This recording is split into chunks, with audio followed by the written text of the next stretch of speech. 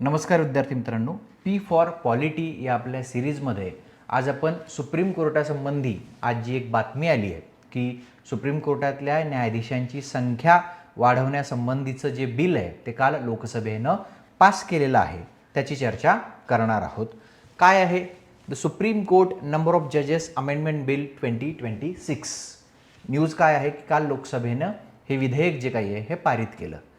मे महिन्यामध्ये म्हणजे मे 2026 मध्ये या विधेयकामध्ये जे काही आहे म्हणजे नंबर ऑफ जजेस जे काही वाढवले आहेत त्या संबंधीचा ऑर्डिनन्स जो आहे तो काढण्यात आलेला होता. आणि आता आपल्याला माहिती आहे की वटहुकूम जेव्हा काढला जातो तर तो पुढे तुम्हाला ते बिल आणून त्याला ॲक्टमध्ये कन्वर्ट करण्याची प्रोसेस करावी लागते, अदरवाईज मग ते सगळं रद्द होतं.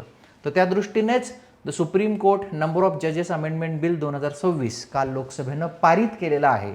आणि आता त्यांनी सर्वोच्च न्यायालयातील न्यायाधीशांची जी संख्या आहे ती किती केली आहे, 1+37. म्हणजे आता टोटल जी फिगर होते ती 38 इतकी असणार आहे. एक तुमचे CJI chief justice of India आणि 37 जे आहेत हे तुमचे अदर जजेस. सो आता 1+37 असं ते स्ट्रक्चर असणार आहे. सुप्रीम कोर्ट ज्याला आपण म्हणतो नंबर ऑफ जजेस अमेंडमेंट बिल 2026. या अगोदर सन 2019 मध्ये सर्वोच्च न्यायालयातील न्यायाधीशांची संख्या जी आहे ती वाढवण्यात आली होती. तिथे 1+33 असं ते स्ट्रक्चर होतं, म्हणजे CJI प्लस 33 जजेस. आणि आता जे झालंय ते 1+37. सो ही नंबर 1 ची फॅक्ट की सर्वोच्च न्यायालयातील न्यायाधीशांची जी संख्या आहे तो आकडा आता 37 अदर जजेस आणि 1 चीफ जस्टिस ऑफ इंडिया असा असणार आहे. हे विधेयक जे आहे ते लोकसभेनं पारित केलेलं आहे. ही एक पहिली फॅक्ट जी काही आहे. आता याला जोडून आपल्याला पी फॉर पॉलिटीमध्ये काय काय बोलता येईल. सो आता आणखी जो आपला प्रिलिम्सचा म्हणजे तुमची गॅझेटेड MPSCची जी प्रिलिम्स असते त्याच्यामध्ये किंवा कंबाईंड ग्रुप बीच्या प्रिलिम्समध्ये किंवा कंबाईंड ग्रुप सीच्या प्रिलिम्समध्ये येऊ शकणारा काय काय प्रश्न असतील की एकतर करंटमधला हा प्रश्न झाला की 1+37 हे आपल्याला माहीत पाहिजे, आत्ताचं जी काही फिगर आहे ती.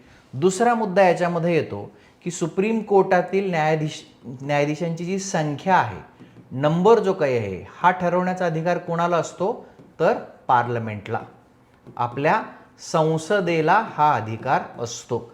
आर्टिकल कितवं आहे मग हे कॉन्स्टिट्यूशन मधलं, आर्टिकल 124(1). आपल्याला माहिती आहे की पार्ट 5 इंडियन कॉन्स्टिट्यूशनचं आर्टिकल 124 to 147 हे सुप्रीम कोर्टाशी संबंधित असणारा हा बंच आहे. आणि त्यातलं जे 124 आहे ज्याच्यामध्ये तुमचं सगळं कॉन्स्टिट्यूशन त्याच्यातलं येतं आणि त्याचं जे पहिलंच जे काही सगळं क्लॉज आहे त्याच्यामध्ये ते म्हटलेलं आहे. सुरुवातीला त्यांनी जे केलं होतं ते 1+7 असं होतं. मूळ जे काही ओरिजिनल कॉन्स्टिट्यूशनमध्ये आहे ते 1+7 असं ते त्यांनी केलेलं होतं. आणि तिथून पुढे मग वाढत वाढत आज आपण 1+37 पर्यंत आलेलो आहोत. लक्षात येत आहे. So supreme court number of जजेस ॲक्ट 1956 आहे तो, तसं जर पाहिलं तर. आणि त्याच्यामध्ये मग आता ह्या सगळ्या सुधारणा त्यांनी केलेल्या आहेत. नंबर 2चा मुद्दा आहे की सुप्रीम कोर्टातील न्यायाधीशांची संख्या ठरवण्याचा जो अधिकार आहे तो पार्लमेंट म्हणजेच मराठीमध्ये संसदेला असतो. आर्टिकल जे आहे त्या संबंधीचं ते स्पेसिफिक आर्टिकल आहे ते म्हणजे 124. आणखी स्पेसिफिक जायचं तर 124(1).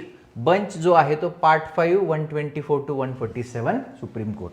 आणखी एक महत्त्वाचा मुद्दा आता याच्या संदर्भात येतो, तिसरा मुद्दा की या संदर्भातलं जे बिल आहे हे कोणत्या प्रकारचं विधेयक आहे तर ते ऑर्डिनरी बिल आहे, हे साधं विधेयक आहे. आणि साधं विधेयक असल्यामुळे त्याच्यासाठी जी मेजॉरिटी आहे ती कशी लागते, सिंपल मेजॉरिटी. साधं बहुमत जे असतं ते त्याकरता लागत असतं. तुम्ही आजच्या पेपरला बातमी जर वाचली असेल की न्यायाधीशांची संख्या वाढवण्याबाबतचं विधेयक लोकसभेमध्ये अगदी काही मिनिटांमध्ये ते पारित झालं आवाजी मतदानाने. सो हेही लक्षात ठेवायला पाहिजे, कारण आपल्याकडे आपण जेव्हा आर्टिकल 368 ची चर्चा करत असतो, पार्ट 20 है ना, भाग 20 अनुच्छेद 368 मध्ये आपण घटना दुरुस्तीच्या प्रक्रियेची चर्चा ती सगळी करतो. आणि तिथे आपण असं म्हटलेलं आहे की भारताच्या घटनेच्या पुस्तकामध्ये बदल करण्याचे 2 प्रकार आहेत. देर आर 2 वेज, 2 प्रकार आहेत, 2 मार्ग आहेत ज्याच्या थ्रू तुम्ही कॉन्स्टिट्यूशनच्या पुस्तकामध्ये चेंजेस करू शकता. एक जो मार्ग आहे तो साध्या विधेयकाप्रमाणे तो बदल करणे, साध्या विधेयकाला साध्या बहुमतानं पारित करणे, आणि दुसरा जो आहे तो 368चं इम्प्लिमेंटेशन करणे.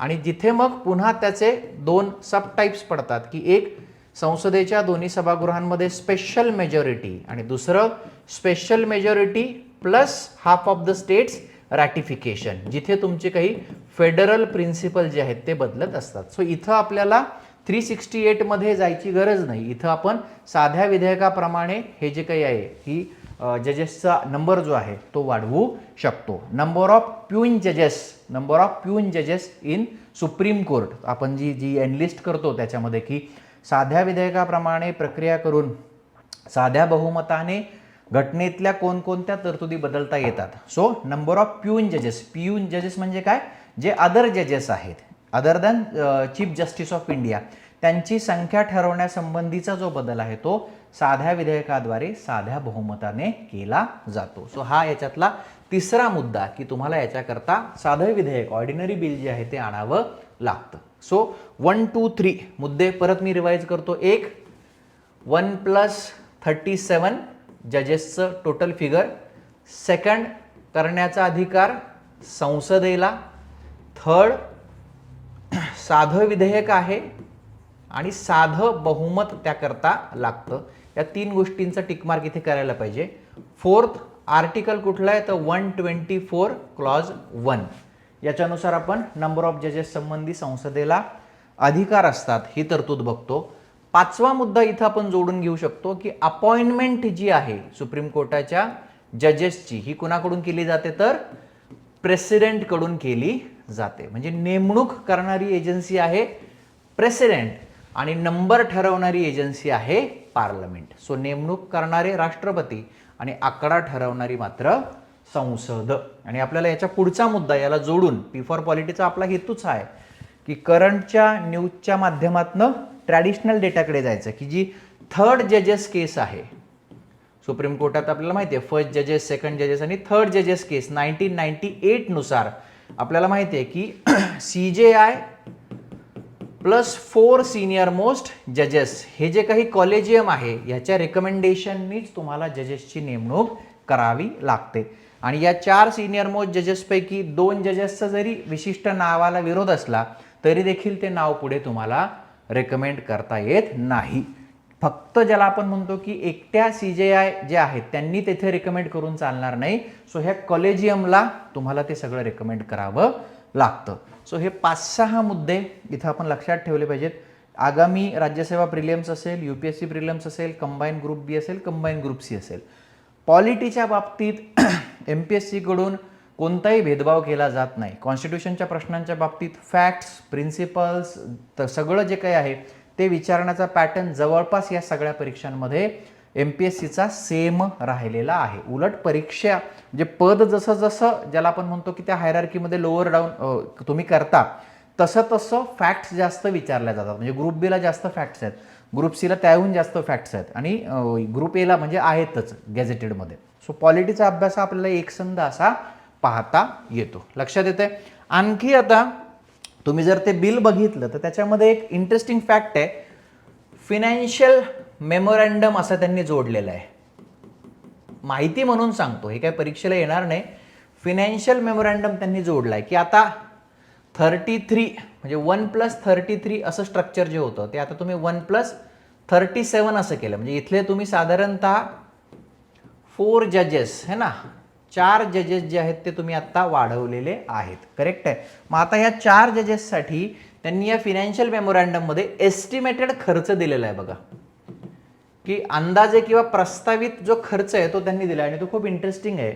यांनी 2 प्रकारचे खर्च दिलेत. एक त्यांनी रिकरिंग असं त्याला टायटल घेतलंय की जो सतत होत राहील पर ॲनम, आणि दुसरा आहे नॉन रिकरिंग. मग रिकरिंगमध्ये त्यांची सॅलरी येईल, इतर त्यांचे काही मिसलेनस खर्च येतील. आणि नॉन रिकरिंगमध्ये काय त्यांची जी कायमस्वरूपाची काही व्यवस्था असेल म्हणजे व्यक्ती येत जात राहतील. सो रिकरिंग जो खर्च आहे माझ्याकडे डेटा आहे त्याचा तो डेटा सांगतो की 10,56,81,648 10,56,81,648 तो आकडा मी लिहून आणलेला आहे. एवढा खर्च हा तुमचा रिकरिंग आहे आणि नॉन रिकरिंग आहे 3,47,36,36,000 रुपये. म्हणजे हा वन टाइम तुमचा खर्च होणार आहे आणि वरचा जो काही आहे मात्र 10,56,00,000 साधारणतः पर ॲनम हा या 4 जजेससाठी रिकरिंग तुम्हाला करावा लागणार आहे. म्हणजे आपण एस्टिमेट करू शकतो की हे किती खर्चिक आहे, ज्युडिशियल प्रोसेस सगळी किती खर्चिक आहे.